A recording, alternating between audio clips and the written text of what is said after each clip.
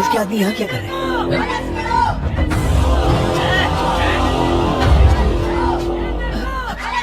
Madam, हमारे वकील साहब अभी तक नहीं आए।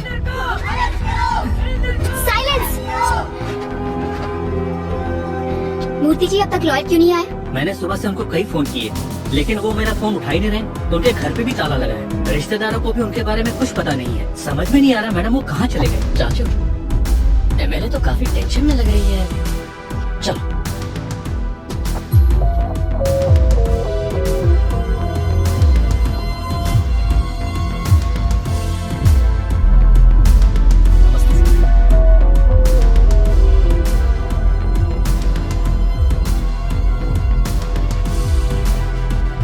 हियरिंग का टाइम हो गया है। आपका वकील अब तक क्यों नहीं आया है? पता नहीं सर। तो आपकी तरफ से एविडेंस कौन पेश करेगा? सारे एविडेंस लॉयर के पास है साहब। कोई वकील नहीं और कोई एविडेंस भी नहीं। इस तरह कोर्ट का कीमती वक्त बर्बाद कर रहे हैं और कुछ नहीं। इसलिए मैं इस केस को डिसमिस। एक्सक्यूज मी सर, हमें लीव ऑफ एब्सेंस ग्रांट कीजिए। मैं इसकी अथॉरिटी आपको नहीं दे सकता। वकील चाहिए। चाचा उठो, केस आप लड़ेंगे। तो क्या डिसाइड हो गया? चल ऑफिशियल अनाउंसमेंट करो। लेकिन शुरू कैसे करें? लीव ऑफ एब्सेंस मांगो और एविडेंस कर क्या? एविडेंस आ जाए, सबूत और गवाह लाना मेरा काम है। चल। योर ऑनर, मेरा नाम श्रीपति है। ये केस मैं टेक ओवर करता हूँ। लीव ऑफ एब्सेंस ग्रांट करें। आपके पास कोई एविडेंस है? किस बिना पे लड़ेंगे आप? इनको केस लड़ने दो, इनको केस लड़ने दो, इनको केस लड़ने दो, वीरेंद्र को फांसी दो, वीरेंद्र बड़ा कार्य है, वीरेंद्र को फांसी दो।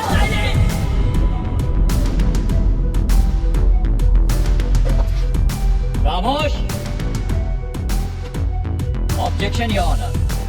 किसी भी केस में क्या चाहिए? सबूत और गवाह चाहिए।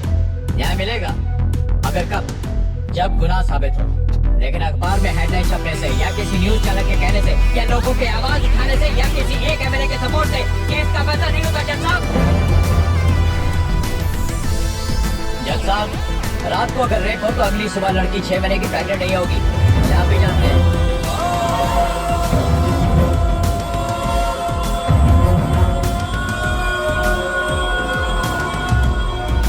प्रेग्नेंट? यस, आप इसे रेप कह रहे हैं। जिस दिन रेप हुआ शी वॉज 6 months प्रेग्नेंट। ये रही पोस्टमार्टम रिपोर्ट। लड़की का चाल चलन ठीक नहीं था। उसे एक नहीं 10 बार होटल के रूम से कांस्टेबल ने गिरफ्तार किया था।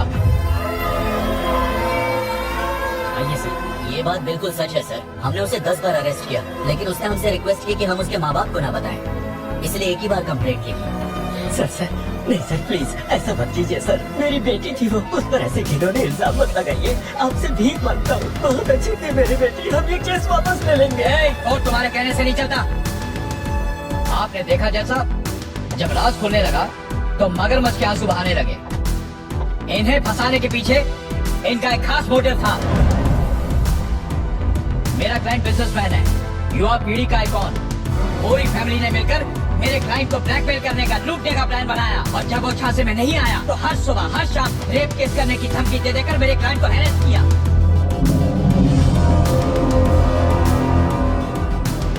इनकी बेटी धंधा करती थी, वीरेंद्र को ब्लैकमेल करके उससे मोटी रकम ऐंठना चाहती थी। सारे एविडेंस भी यही कहते हैं। और ये ना सिर्फ मेरा दावा है, this is the only truth.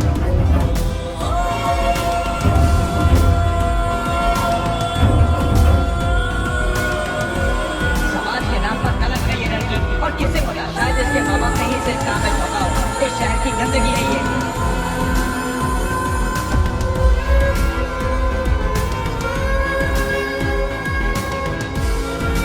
ऐसे लोगों को इस समाज में रहने का कोई हक नहीं है।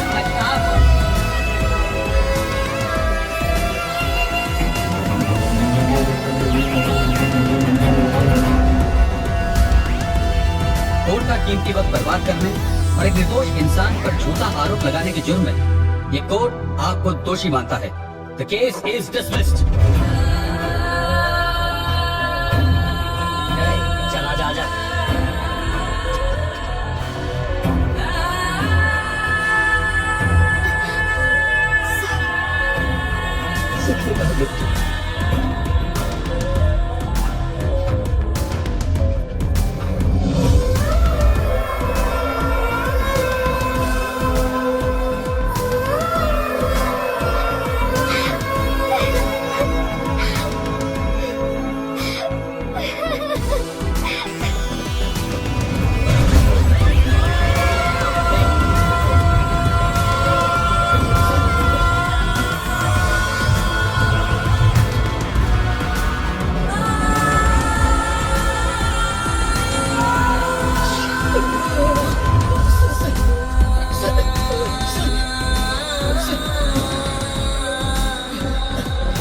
ये क्या किया आपने? आपको कुछ नहीं होगा। चाचा, जीप निकालिए, हॉस्पिटल चलते हैं। चाचा, गाड़ी स्टार्ट करो, हमें इन्हें बचाना होगा।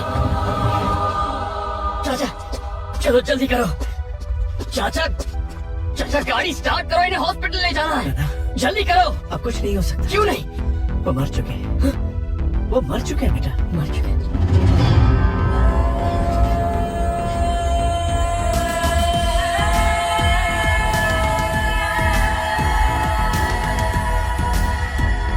वकील साहब, महिमा के पेरेंट्स ने सुसाइड कर लिया। क्या आपको नहीं लगता कि कोर्ट का फैसला गलत है? जज की क्या औकात जो हमारे खिलाफ फैसला दे।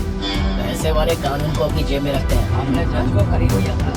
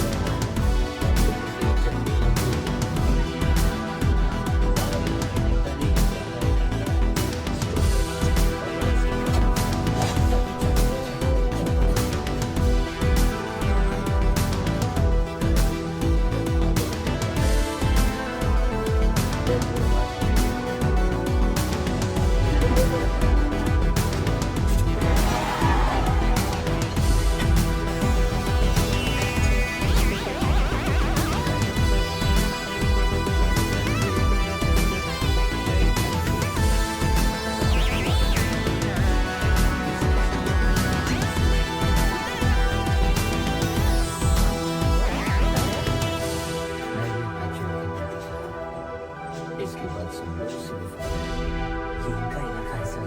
ये यहाँ कुछ नहीं कर सकते। इन्हें बाद में देखते हैं।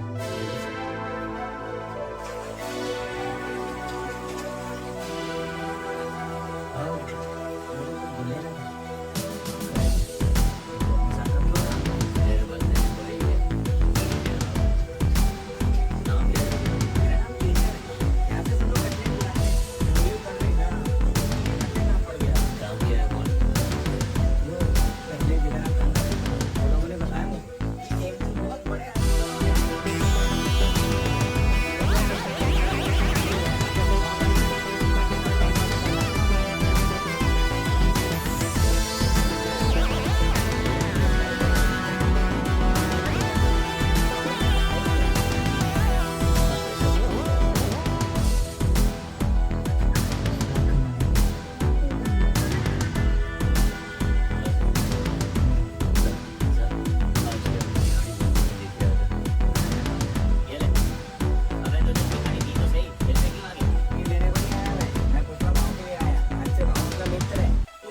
कौन है बेगो?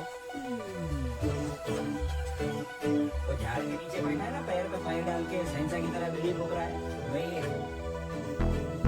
वो मजदूर है, राजा नहीं। उसको बोल खुदा के लेके जाए। आज भले ही भाव पेड़ के नीचे बैठा है, उसको मौका मिला ना प्रधानमंत्री बन जाएगा। ये बात ध्यान रखना।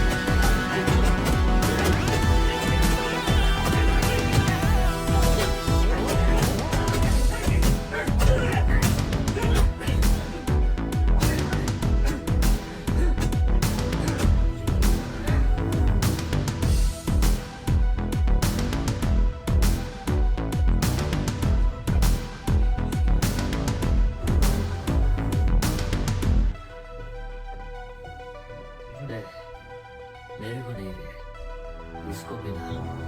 देख बेचारा मार मार के थक गया है। आराम से ले। हमें खो चुका है। बता दिया, तुम मार के छोड़ेगा नहीं। और क्या करेगा?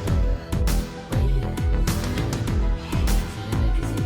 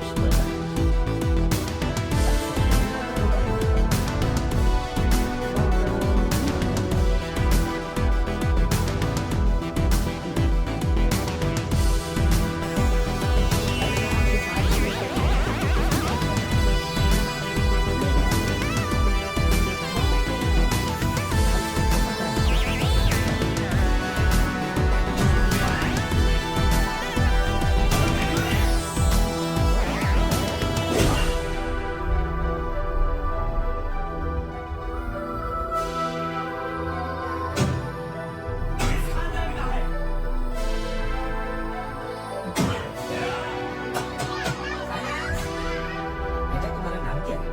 पुष्पराज। किस परिवार से? मुल्लेरी पुष्पराज। पिता का नाम बताओ। मुल्लेरी वेंकटराज।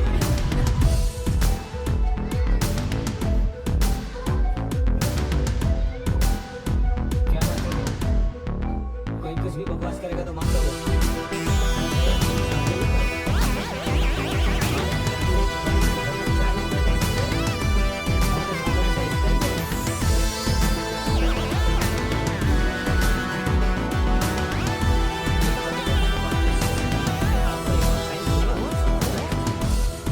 खानदान का नाम जायज औलाद को दिया जाता है, नाजायज औलाद को हरगिज़ नहीं।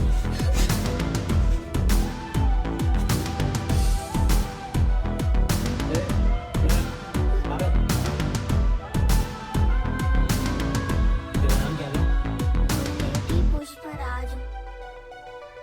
मेरे बाप ने तेरी माँ की गरीबी भी तरस खाया था, इसलिए तुम लोग अपनी औकात मत भूलो। तेरा कोई खानदान नहीं, तुम सिर्फ पुष्पराज है। समझ में आया कि नहीं? चल अब अपना नाम बता। पुष्पराज। पुष्पराज। जोर से बोल ताकि हर कोई सुने।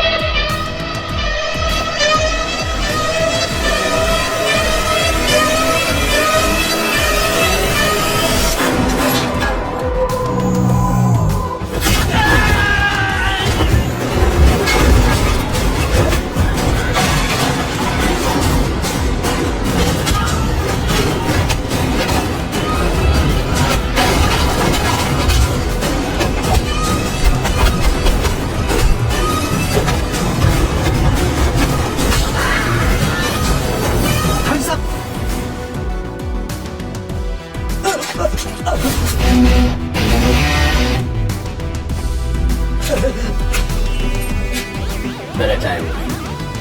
Firing range 50 meters, 15 rounds magazine, barrel length 4.9 inches, unloaded weight 970 grams.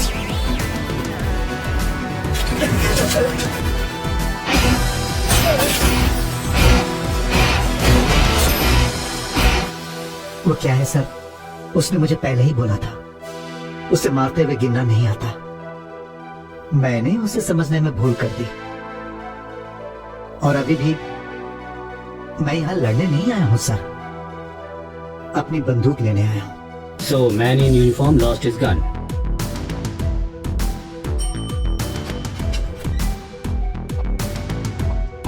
Sir Where is Soldier Surya? 5 minute पहले बी ब्लॉक की तरफ जा रहे थे sir. Tell him to meet me immediately. Sir wait sir, B block पे तो हमने आतंकवादी को रखा है ना? सूर्य वहाँ क्या कर रहा है?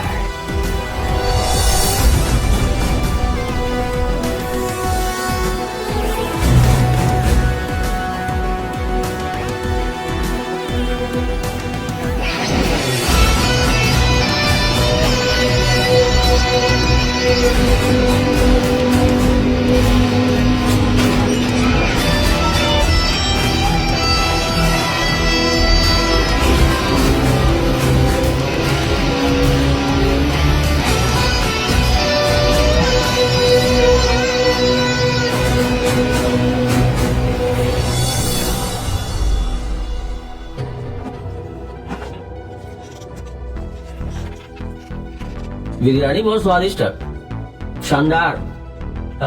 कल जब तुम दोबारा आओगे तो थोड़ा इसमें रम मिला देना, मजा आ जाएगा। तुझे ये मौका नहीं मिलेगा। ये तेरी आखिरी बिरयानी है, खा ले फिर मैं तुझे मार दूंगा।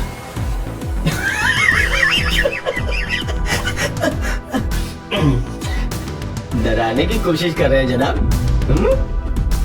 तुम्हें लगता है कि अगर तुम मुझे इस तरह से डराओगे तो मैं सारे राज बताकर अपने देश को धोखा दूंगा? तुम तो पहले ही अपने देश को धोखा दे चुके हो, क्योंकि अगर तुम्हें अपने देश से प्यार होता तो तुम अपने देश की भलाई के बारे में सोचते, ना कि इंडिया की तबाही के बारे में। एक बात समझ में नहीं आती, तुम इंडिया पर बॉम्ब्स गिराते हो ठीक है, पर अपने ही देश में बॉम्ब क्यों गिराते हो? तुम लोग क्या थोड़े पागल हो? बॉम्ब से स्कूल उड़ाकर छोटे छोटे बच्चों को मार देते हो। तुम्हारी किस्मत खराब है कि आतंकवादी बनने के बाद तुम मुझसे मिले हो। अगर पहले ही मिल गए होते तो आतंकवादी बनने का ख्याल कभी दिल में ही नहीं आता। पता है तुम्हारे इस बैड लक में गुड लक की बात क्या है? कि तुम जैसा खिलौना आदमी भी इस पवित्र जमीन पर मरेगा, वो भी मुझ जैसे सिपाही के हाथों।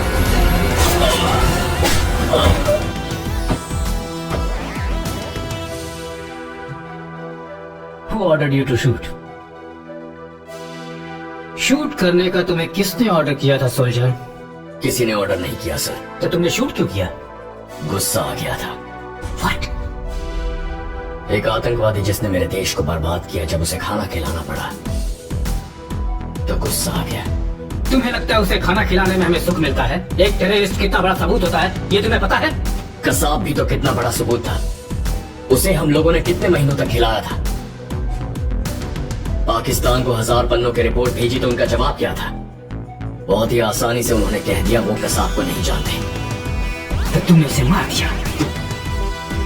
Army runs by rule soldier, not by one's emotions. इस गैरिसन में 600 सिपाही हैं, इतने सारे अवार्ड्स, इतनी उपलब्धियां, अनगिनत मेडल्स, और इन सब के बावजूद one and only one black spot, तुम। मैं तुम्हें पिछले 7 सालों से देख रहा हूँ, एक दिन भी बिना शिकायत नहीं गुजरा। तुम्हारी पे बुक रेड मार्क से भरी पड़ी है। एक सिपाही के अंदर जो नियंत्रण होता है वो तुम्हारे अंदर नहीं है। हमेशा कोई ना कोई परेशानी। You are nothing but an abnormal human being. I am very much normal sir, मेरे पास आपके हर आरोप का जवाब है। आर्मी ये सब नहीं सुनना चाहता, तुम्हारे लिए यहाँ जगह नहीं। मैं भी पिछले 7 सालों से यही कह रहा हूँ सर, मेरी यहाँ कोई जगह नहीं है, मुझे बॉर्डर पर भेज दीजिए। लेकिन कोई मेरी बात ही नहीं सुनता। Did you hear that? Border जाना है। सूर्य, हम सिपाहियों को तभी भेजते हैं जब कोई युद्ध होता है, लेकिन अगर हमने तुम्हें भेज दिया तो युद्ध शुरू हो जाएगा। 3rd वर्ल्ड वॉर में शुरू हो जाए तो ताज्जुब नहीं। बॉर्डर पर जाने के सपने देख रहे हो ना, लेकिन ये तुम्हारे लिए इस जन्म में पॉसिबल नहीं है सूर्य, क्योंकि तुमने पहले ही बॉर्डर लाइन को पार कर लिया है सूर्य। आर्मी की कस्टडी में जो आतंकवादी था उसे बिना ऑर्डर के तुमने मार दिया। You are out of order Surya. Out of order means out of army. Sir You are no more a soldier. Sir, please. You are dismissed. Sir, let me You explain, are out of please. the army. Sir, The doors are please, closed for you. Suniya, I can explain all of this, sir. Why? Sir,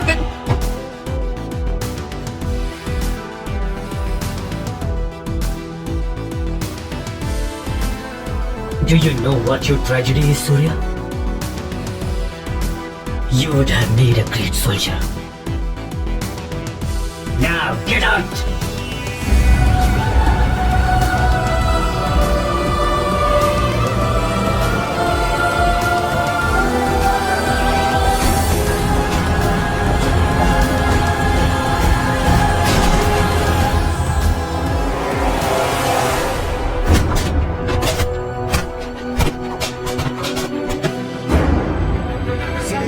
सीधे चलो, रुकना नहीं, चलो, रुकना नहीं, ध्यान से, चलो, चलो सीधे,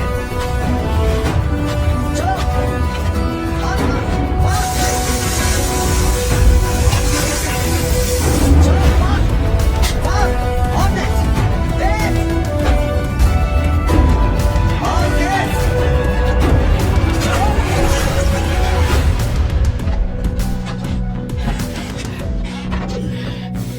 हमने ये सब कलर साहब के ऑर्डर पर किया। प्लीज बुरा मत माना यार, हमने तो बस अपनी ड्यूटी पूरी की है। ड्यूटी ईमानदारी से निभाने की जरूरत थी। निकलो यहाँ से।